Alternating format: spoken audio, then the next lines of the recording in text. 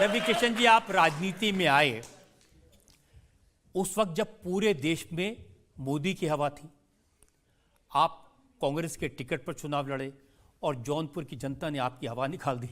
मेरे घर वाले, मेरी पत्नी, सब लोग कह रहे हैं कि कांग्रेस 2014 में हार रही है।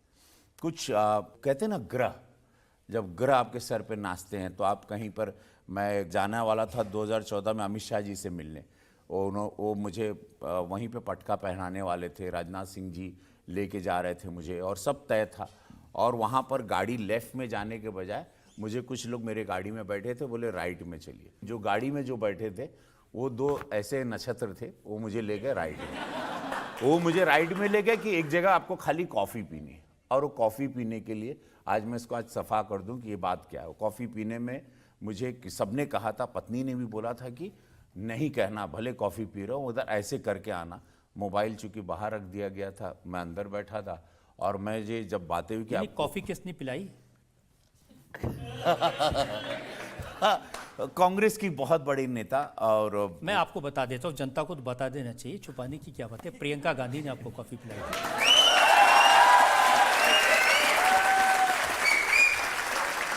मैं ऐसे करते करते जैसे जैसे कोई ग्रह आया, उसने मुझे मुंडी ऐसे ना बोलना था कि मैं नहीं लड़ पाऊंगा, और मैंने वहाँ, और मुझे वहाँ जाना था, और मैं हाँ बोल दिया, हार हुई। और हर आदमी, आपने भी जीवन में गलती की होगी, कुछ मेरे से भी। हमने तो देखा कि मनोज तिवारी आपसे ज़्यादा चतुर निकले। वो पहली बार में 2014 में मोदी जी के रथ पे सवार हो गए। मनोज बहुत स्मार्ट है। वो हमेशा से वो मनोज ब्रेन ज़्यादा वो करते हैं। मैं बोला, मैंने भावनाओं में पहले भी आपसे कहा, मैं इमोशन में बहुत जगह जीवन में लुढ़का हूँ बहुत। नहीं, अगर आप लुढ़क के इधर ना आए होते तो आप राहुल जी के साथ यात्रा कर रहे होते।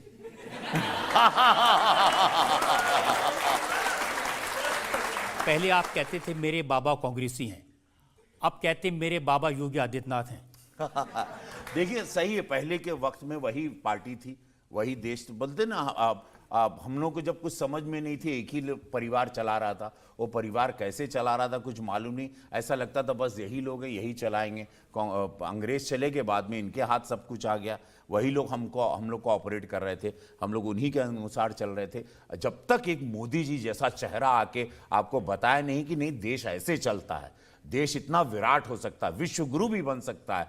देश को तुम पाकिस्तान नहीं तो डरा दे, चाइना जिसका मन करे वो आके हमको लतिया दे, गरिया दे, जिसका मन होता था।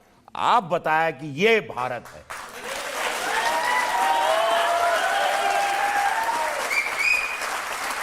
लेकिन देखिए, योगी जी ने आपको गोरखपुर से लड़वाया। अब गोरखपुर तो वो सीट है जहां हमेशा कोई साधु संत लड़ते थे, सन्यासी लड़ते थे, 40 साल से वो लोग जीतते रहे। तो लोगों ने कहा नहीं कि ये कौन नाचने गाने वाला आ गया यहाँ लड़ने के लिए। देखिए, हाँ, सब लोग हुआ। जब मैं इनिशियली गया तो गोरखपुर में सबको लगा कि ये महाराज जी क्या गलती कर रहे हैं, यहाँ पे तो मंदिर की सीट है, कहाँ से ये आ गए। और बाहरी का भी हम पर विरोधी ने तमका लगाया कि बाहरी है, बाहरी है, पक्का ये रवि किशन हार जाएगा यहाँ से। और लेकिन हमको ऐसा लगा बाहरी बाहरी, मैं बड़ा चिंता में पड़ गया। रोज़ चुनाव में मैं दौड़ूं, रोज़ घूम के आऊँ, पूरा काला हो गया था, 45-47 डिग्री। और रोज़ साथ में ही चलने वाले रात को, अरे लगा था तो हर चुनाव लेटल बा, खड़ा ना भइल। हम बोले हाँ, तो बोले अभी तक लेटा हुआ है, खड़ा नहीं हुआ चुनाव। हम बोले चुनाव खड़ा कैसे होगा? बोले तुम बाहरी हो। हम बोले ये तो बड़ा, मतलब एकदम आंखों में आंसू आ गए। हम बोले इतना मेहनत कर रहे हैं और अब हार नहीं सकते हैं, अब तो कुछ भी हो जाए। और कैसे भी, मैं बोला बाहरी। तो माँ से बात हुई हमारे, पता चले कि मैं वहीं गोरखपुर का हूँ।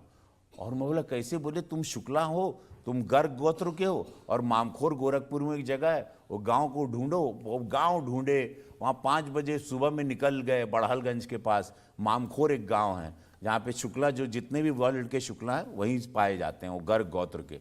वहाँ गए, वहाँ मिट्टी देखे, वहीं मुँह सिर ही घुसाड़ दिए। और वही फोटो खिंचवाए कि देख लो बाहर ही नहीं हूँ, इसी मिट्टी से धस के निकला हूँ बाहर। तो सुपरस्टार रवि किशन तब रवि किशन शुक्ला होकर अवतरित हुए। देखिए, राजनीति में रजत भाई, जब भी आप सर आएंगे ना, तो लोग, आप राजनीति में आप लोग भी आओगे ना, आपका पूरा खानदान, अगला पिछला, कौन कहाँ, पूरा खोद डालेंगे आपको। तो कोई जिसको अपने बारे में जानना है या जनवाना है कि मैं कौन हूं, आप वो राजनीति में आप फॉर्म अपना भर दीजिए, नामांकन करिए, पूरा विरोधी आपको खोद डालेगा पूरा। लेकिन गोरखपुर के लोगों ने मुझे बताया कि आपने वहाँ स्पीच दी, कहा करोड़ों रुपए का खर्चा करके आपने शमशान घाट बनाया है, जलने में मज़ा आएगा। नहीं, हो जाएगी, कोई कवाली नहीं, हो जाए। देखो हुआ क्या था, आज मैं सफाई दे दूं, बहुत विरोधियों ने मुझे ट्रोल भी किया था उसके लिए। हुआ ये था रजत सर कि मैं महाराज जी के साथ वहाँ स्मशान में गया। महाराज जी ने 62 करोड़ का बहुत सुंदर वहाँ स्मशान बनाया राप्ती नदी के पास, राजघाट। तो वहाँ पर महाराज जी हमको बोले, फिर मौका मिला सांसद के रूप में भाषण देने का। तो अब मुझे लगे स्मशान पे क्या भाषण दें, तो अब हमको बड़ा, मैं ब्लैंक हो गया। बोले नहीं, बोलना तो पड़ेगा आपको। अब स्मशान पे मैं खड़ा हो गया वहाँ पे और देख रहा हूँ कि पब्लिक पूरी जमा है और वही सब हमको वोट दिए हैं, हम खड़े हैं ऐसे। और अब हम बोले कि महाराज जी बहुत खर्चा किए, आप लोग समझ रहे हो, और वही नदी है, तुम लोग भोरे भोरे सुबह सुबह क्या क्या करता है यहाँ आता है, हम लोग को सब पता है, लेकिन सुन लो, यहाँ जिसकी मृत्यु होगी वो सीधे स्वर्ग जाएगा। और महाराज जी नया मशीन। तो देखिए वो बोलने का कारण ये था कि उस राप्ती माँ पर वो माँ को पूजा करते हैं, आप लोग वहाँ उसको गंदगी ना करें, आप लोग यहाँ ऐसा कोई काम ना करें। और महाराज जी सारी व्यवस्थाएं आपके लिए दे रहे हैं उसको आप। और चूंकि मैं देखिए, हम लोग ब्राह्मण लोग, जैसे घर में पुजारी पिताजी रहे तो इसी भाषा में हम लोग बात करते हैं, मृत्यु जीवन की बातें बड़ी, जैसे कि भोजन पूड़ी खाना है, सब्जी खाना है, तो ऐसे मृत्यु की भी बातें होती। तो वो लैंग्वेज था जनता ने, लेकिन मुझे क्षमा। लेकिन आपने क्या कहा, पूरी बात तो बताइए। अरे राम कि भैया देखा हो यहाँ एजा, भोजपुरी में बोले, हाँ भोजपुरी में बोले कि देखा हो। पहले बात तो प्रणाम, महाराज जी 62 करोड़ खर्चा करके बहुत मेहनत करताड़न एजा रुआ लोग खातिर, और सजा देलन, पूरा उत्तर प्रदेश सजावताड़न, हर जिला सजावताड़न, दिन रात निस्वार्थ त्यागी वाड़न, जैसे हमारे मोदी जी वाड़न वैसे हमारे पूज्य योगी महाराज जी वाड़न। तो रोवा लोग एजा भोरे भोरे का करला वो सब हमके मालूम बा, लेकिन इतना यहाँ जे भी मरी वो सीधे स्वर्ग जाई। और नयका मशीन लिया ले वाड़न महाराज जी, वो फुकाए में टाइम ना लेगी, और 2 मिनट में हर हर महादेव।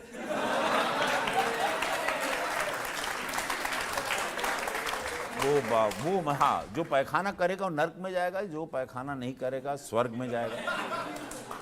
तो ऐसे मतलब समझ रहे हो, बात सफाई की थी, बात थी कि उस जगह की रक्षा। लेकिन आप जब बोल रहे थे तो मैंने देखा कि योगी जी हंस हंस के लोटपोट हो रहे थे, इतना हंसते हुए पहले कभी नहीं देखा उनको। महाराज जी को देखिए, महाराज जी को एक तो महाराज जी को भोजपुरी से बहुत प्रेम है, दूसरा ऐसी बातें मतलब मैं पॉलिटिकली नहीं बात कर सकता। रजत जी बहुत कलाकार हूँ, इसी तरह बात करता हूँ, देश मुझे प्यार इसीलिए करता है कि मैं इस तरह ही हूँ, और मैं कुछ बनावटी करने जाऊंगा तो देश मुझे प्यार नहीं लेकिन करेगा। अक्सर देखते हैं आप योगी जी के कान में कुछ ना कुछ फूक रहे होते हैं, क्या कहते हैं आप उनसे?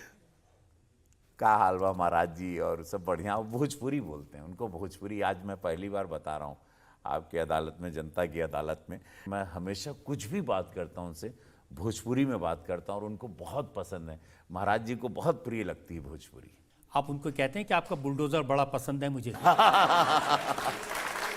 देखिए मैंने इतनी शूटिंग की है, हर जिले में जाता रहा, बहुत भोजपुरी फिल्में बनाई मैंने। यहाँ पे लाशों के ढेर भी देखे मैंने, वही रामगढ़ झील में लाश बहते हुए भी देखी मैंने, हत्याएं होते हुए भी देखा मैंने, गन शॉट भी देखे मैंने, वहाँ पे रंगदारी लेते हुए भी, लोगों को बंदूक लहराते हुए भी देखा था इस ज़माने में।